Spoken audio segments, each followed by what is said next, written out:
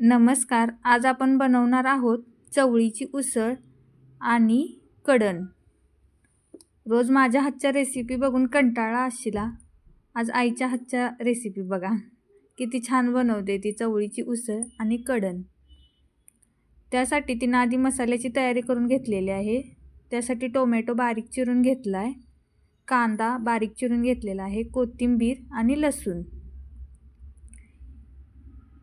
एका मिक्सरच्या भांड्यामध्ये तीळ, जिरं, बारीक खोवलेलं खोबरं,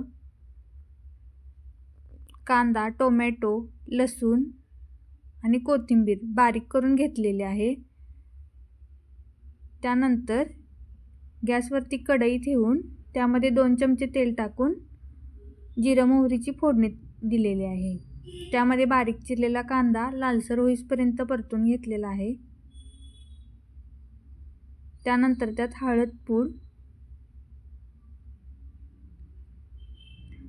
लाल तिखट आपल्या आवडीनुसार तुम्ही कमी जास्त करू शकता, ते व्यवस्थित तेलावर परतून घेतलेलं आहे. आणि त्यामध्ये जे आपण वाटण तयार केले ते टाकून घेतलेलं आहे. वाटणाला व्यवस्थित तेल सुटेपर्यंत परतून घेतलेलं आहे. त्यानंतर आईने त्यामध्ये उकडलेली चवळी टाकून घेतलेली आहे. चवळी उकडताना त्यामध्ये थोडंसं जास्त पाणी ठेवून तिनं उकडून घेतलेले आहे आणि तेच उकडलेलं पाणी तिने एका भांड्यामध्ये काढून घेतलेलं आहे. वरून कोथिंबीर टाकून 10 मिनिटासाठी भाजी शिजू दिलेली आहे.